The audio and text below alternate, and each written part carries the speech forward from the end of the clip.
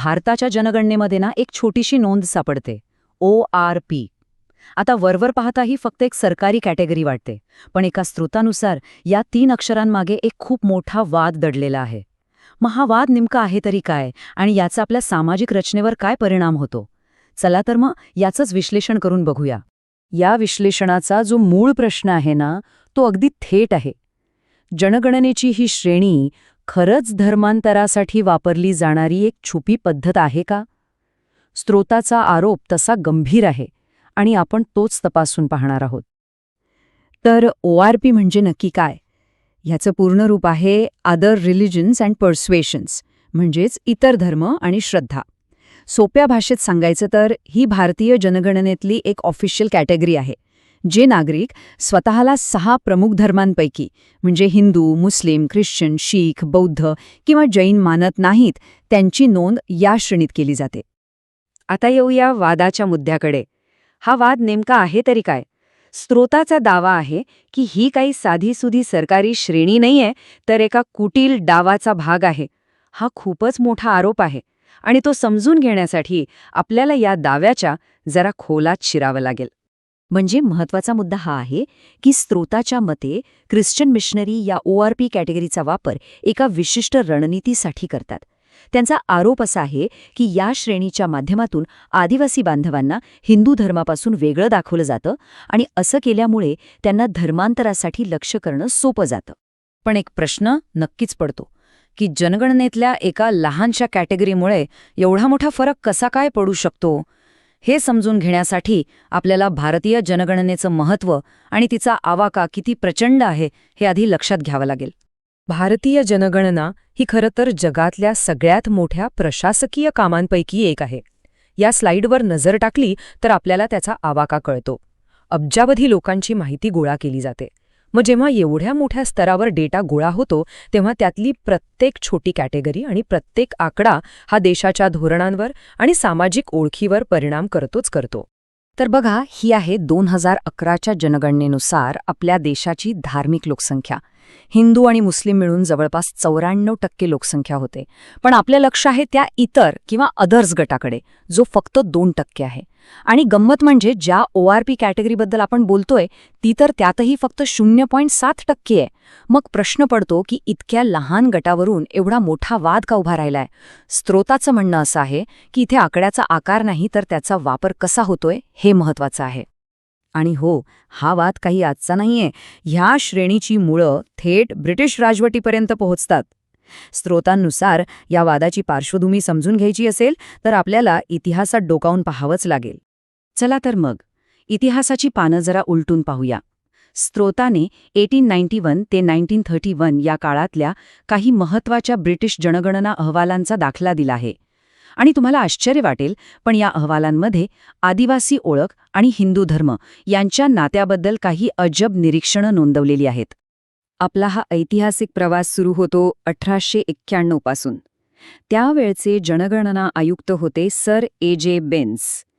त्यांच्यासमोर एक मोठाच प्रश्न होता. आदिवासी समुदायांना हिंदू म्हणून गणायचं की वेगळं? आणि यावर त्यांनी एक खूप महत्त्वाचं मत नोंदवलं. बेन्स यांचं म्हणणं अगदी स्पष्ट होतं. त्यांनी नमूद केलं की आदिवासींना त्यांच्या श्रद्धांच्या आधारावर हिंदूंपासून वेगळं करणं निरर्थक आहे. का?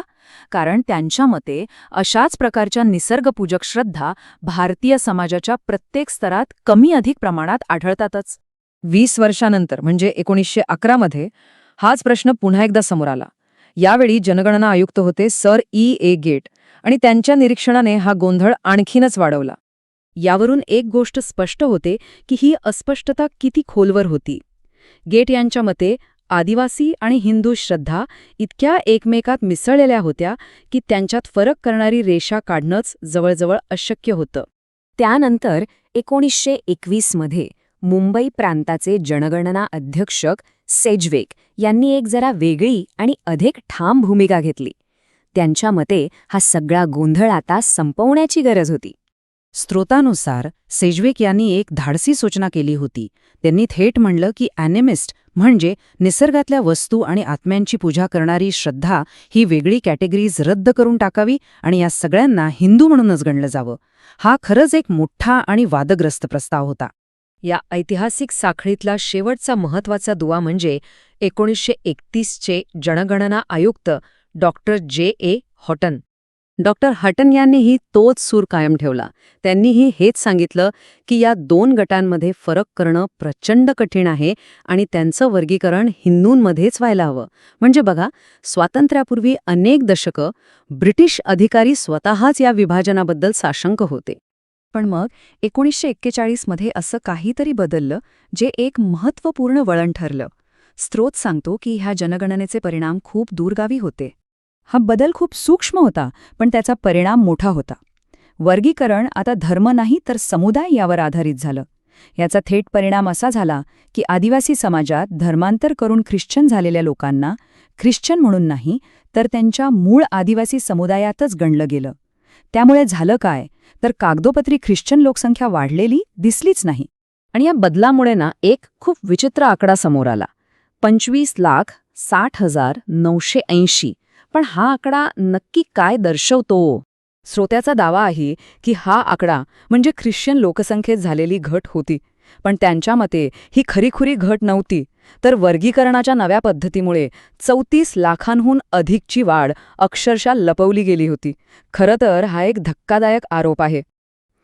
तर मग ह्या सगळ्या ऐतिहासिक पुराव्यांवरून स्रोत नेमका काय निष्कर्ष काढतो?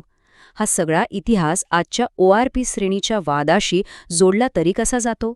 थोडक्यात सांगायचं झालं तर स्रोताचा निष्कर्ष असा आहे की खुद्द ब्रिटिश अधिकाऱ्यांनीच मान्य केलं होतं की आदिवासी आणि हिंदू धर्मात भेद करणं खूप कठीण आहे.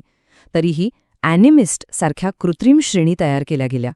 स्रोताचा आरोप असा आहे की या कृत्रिम विभाजनाचा वापर मिशनऱ्यांनी धर्मांतरासाठी केला आणि 1941च्या जनगणनेतील बदलाने ही प्रक्रिया आणखीनच अस्पष्ट करून टाकली. आणि शेवटी हाच एक मोठा प्रश्न उरतो की जेव्हा संस्कृती, परंपरा आणि धर्म यांच्यात अशी कोणतीही स्पष्ट रेषा नसते, तेव्हा जनगणनेसारख्या अधिकृत प्रक्रियेने त्यांची नोंद नक्की कशी करावी? कारण हा केवळ आकडेवारीचा खेळ नाही, तर लोकांच्या ओळखीच्या राजकारणाचा एक खूप मोठा आणि गुंतागुंतीचा प्रश्न आहे.